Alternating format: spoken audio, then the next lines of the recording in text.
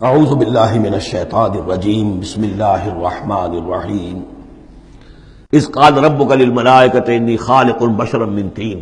اب مصحف میں یہ آخری اور ساتویں مرتبہ یہ قصہ ابلیس و آدم آ رہا ہے، 7th time and the last time۔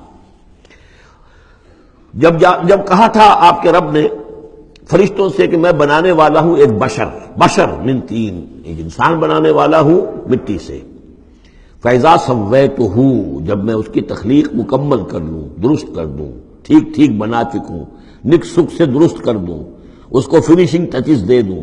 تسویہ اس معنی میں آتا، تخلیق تسویہ۔ سبح اسم ربک الاعلی الذی خلق فسوی والذی قدر فہدی، تو تخلیق کے بعد تسویہ ہے، یہ وہاں انشاءاللہ اس کو تفصیل سے بات ہوگی۔ فَإِذَا سَوَّيْتُهُ، جب میں اسے پورا بنا لوں، وَنَفَخْتُ فِيهِ مِن رُوحِي، اور اس میں میں اپنی روح میں سے پھونک دوں، فَقَعُوا لَهُ سَاجِدِينَ، تو گر پڑنا اس کے سامنے سجدے میں۔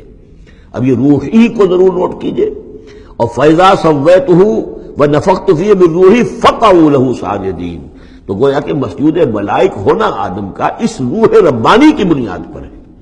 اس سے پہلے وہ آدم جو بھی کچھ ہے، جب تک کہ روح نہیں پھونکی گئی ہے اس وقت تک وہ مسجود نہیں ہے۔ اس کا رتبہ مقام جو بھی ہے وہ اس روح ربانی کی وجہ سے جو اس میں پھونکی گئی ہے۔ فسجد الملائکۃ کلھم اجمعون، یہ آیت جو کہ تو پہلے بھی آ چکی ہے، کس قدر زور ہے، سجدہ کیا تمام فرشتوں نے، سب کے سب نے جمع ہو کر، اکٹھے ہو کر، الا ابلیس، نہیں کیا ابلیس نے۔ استکبر وکان من الکافرین، اس نے استکبار کیا، گھمنڈ کیا، اور وہ کافروں میں سے ہو گیا یا کافروں میں سے تھا۔ پہلے ہی سے اس میں کفر تھا، چھپا ہوا تھا، تکبر تھا، چھپا ہوا تھا، اب وہ کفر اور تکبر جو وہ سامنے آ گیا۔ جیسے منافقین کا نفاق غزوہ احزاب کے موقع پر ان کی زبانوں پر آ گیا۔ قال یا ابلیس ما منعک ان تسجد لما خلقت بیدی، اور کہا اللہ نے، اے ابلیس کیا ہوا تجھے، کس چیز نے منع کیا، کس چیز نے روکا کہ تو سجدہ نہ کرے اس کو جسے میں نے اپنے دونوں ہاتھوں سے بنایا ہے۔ اب یہ یدیہ جو ہے یہ خاص طور پر قابل غور ہے، دونوں ہاتھوں سے بنانے سے کیا مراد ہے؟ یا تو قرآن میں ایدی بھی آتا ہے، اپنے ہاتھوں سے، ایدی نہ، تو وہ تخلیق جو ہم نے ان کے لیے جو بنائے ہیں، چوپائے بنائے، اپنے ہاتھوں سے بنائے ہیں، ہم لہا مالکون، یہ سورہ یاسین میں آ چکی، لیکن دونوں ہاتھوں سے بنانا میرے نزدیک اس کا مطلب یہ ہے کہ دو عالم جو ہیں، عالم خلق اور عالم امر، ان دونوں کو اللہ نے جمع کیا ہے آدم میں اور انسان میں۔ ایک ہی ہستی ہے اللہ، الا لہ الخلق والامر، خلق اور امر دونوں اسی کے ہیں، یہ دونوں عالم اسی کے تسلط میں ہے، اسی کی حکومت قائم ہے، امر پر بھی، عالم امر اور عالم خلق پر بھی۔ اب فرشتہ صرف عالم خلق سے متعلق ہے، اس کا اس عالم امر سے متعلق ہے، اس کا کوئی وہ حیوانی جسد نہیں ہے، اس کی کوئی بھوک نہیں ہے، اس کو کوئی پیاس نہیں ہے، اس میں کوئی نر اور مادہ نہیں ہے، ان کے کوئی جنسی جذبہ کچھ نہیں، عالم امر کی شے۔ باقی یہ جنات ہیں، ان کے اندر یہ سارا عالم خلق کی شے، ان میں روح کا سوال ہی نہیں۔ باقی جتنے بھی حیوانات ہیں ارضی، یہ عالم خلق کی شے ہیں۔ انسان واحد مخلوق ہے اللہ کی، جس میں پھر دونوں چیزیں آ کر جمع ہوئی ہیں کہ عالم خلق سے ہے اس کا حیوانی وجود، یہ جسم جو بنا ہے، یہ مٹی سے بنا ہے، اور لیکن اس کے اندر اللہ نے لا کر وہ امانت جو ہے عالم امر کی، روح، وہ جو ہے اس کے اندر پھونکی ہے۔ انا عرضنا الامانۃ علی السماوات والارض والجبال فابین ان یحملنها واشفقن منها وحملها الانسان، اس میں بھی میں یہ بات عرض کر چکا ہوں۔ تو خلقتہ بیدی، میں نے اپنے دونوں ہاتھوں سے بنایا اسے۔ اب اس کو استعارے میں بھی لیا گیا ہے، اس معنی میں کہ بڑے اہتمام سے بنایا، میں نے دونوں ہاتھوں سے بنایا ہے، تو اشرف المخلوقات ہے۔ وہ بات بھی صحیح ہے کہ اللہ تعالیٰ کی کریشن کا کلائمیکس، اللہ تعالیٰ کی یوں سمجھیے کہ اس کی کلائمیکس جو ہے، نقطہ عروج جو ہے اس کی تخلیق کا، وہ انسان ہے۔ قال یا ابلیس ما منعک ان تسجد لما خلقت بیدی استکبرت ام کنت من العالین، کیا تم نے غرور کیا، استکبار کیا، یا تو ہے ہی بہت بڑے درجے میں تھا، کوئی تیرا درجہ بہت بلند تھا؟ قال انا خیر من، اس نے کہا صحیح ہے بات، اے اللہ میں اس سے بہتر ہوں۔ اس کے سامنے روح ہے ہی نہیں، اس کے سامنے صرف آدم کا جسد خاکی ہے، حیوانی ہے، وہ جھوٹ نہیں کہہ رہا اس کے اعتبار سے، اس کے مشاہدے کے اعتبار سے بات صحیح ہے کہ یہ تو مجھ سے کمتر ہے۔ خلقتنی من نار وخلقتہ من طین، مجھے تو نے بنایا آگ سے، اس کو بنایا مٹی سے۔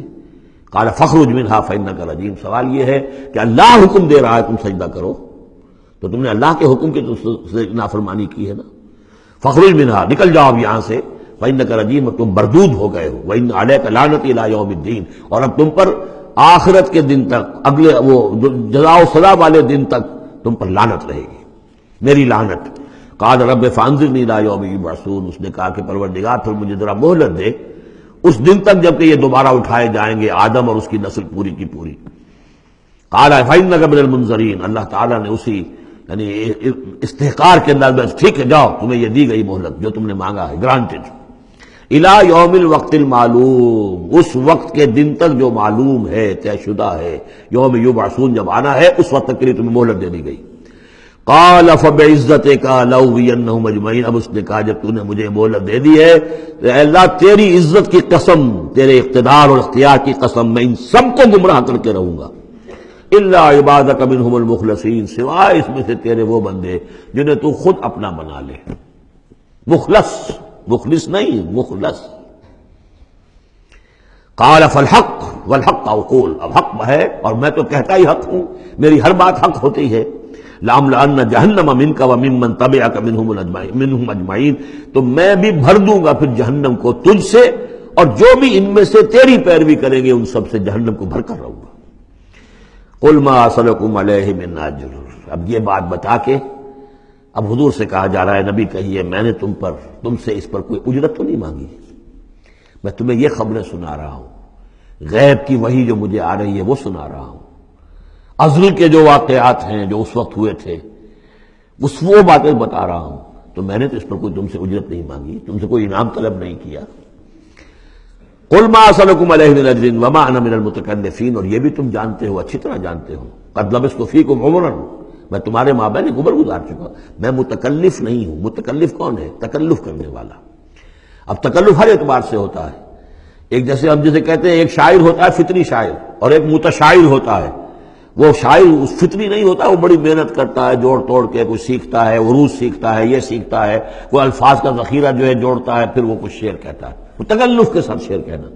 ایک ہے جسے آپ کہتے ہیں آمد اور ایک وہ ہے کہ آورد، بڑی محنت سے مشقت سے کوئی آپ نے کمپوز کیا ہے۔ تو میری زندگی میں تم نے تکلف کا کوئی شائبہ دیکھا ہی نہیں آج تک، سادہ زندگی۔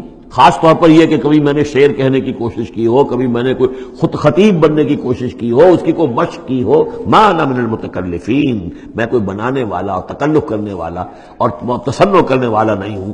ان ہوا الا ذکر للعالمین، نہیں ہے یہ مگر یاد دہانی اور نصیحت تمام جہان والوں کے لیے۔ وَلَا تَعْلَمُنَّ نَبَأَهُ بَعْدَ حِینٍ، اور اس کی جو خبر ہے، جو اس کا نتیجہ نکلنے والا ہے، جیسے سورۃ الطارق میں فرمایا انہ لقول فصل وما هو بالهزل، یہ فیصلہ کل بات بن کر آیا ہے قرآن۔ اب جو فیصلہ جیسے کہ ہم سورہ بنی اسرائیل میں پڑھ چکے ہیں، وبالحق انزلناہ وبالحق نزل، ہم نے حق کے ساتھ نازل کیا اور حق کے ساتھ یہ نازل ہوا ہے۔ اب فیصلہ ہوگا، اسی کی ترازو میں قوموں کی تقدیریں تلیں گی اور فیصلے ہوں گے۔ جیسے کہ حدیث ہے حضرت عمر بن الخطاب سے رضی اللہ تعالی عنہ کہ حضور نے فرمایا ان اللہ یرفع بہذا الکتاب اقواما ویضع بہ آخرین، اللہ تعالیٰ اسی کتاب کی بدولت قوموں کو عروج پر پہنچائے گا اور اسی کو ترک کرنے کی وجہ سے قعر مذلت میں گرا دے گا۔ تو فرمایا ولا تعلمن نبأہ بعد حین، کچھ دیر کے بعد اس کی اصل خبر ان کو پہنچ جائے گی کہ اس کا نتیجہ کیا نکلتا ہے۔ یہاں وہ 5 صورتیں ختم ہو گئی ہیں اس دوسرے، بلکہ جیسا کہ میں نے عرض کیا تھا کہ یہ جو گروپ ہے چوتھا، یہ 13 صورتیں مکیات ہیں اس کے اندر، ان میں 5 ہیں یہ سورہ یاسین بالکل وسط میں، ان 5 میں 2 ادھر ہیں، دونوں الحمدللہ سے شروع ہوئی ہیں، سورہ سبا، سورہ فاتر۔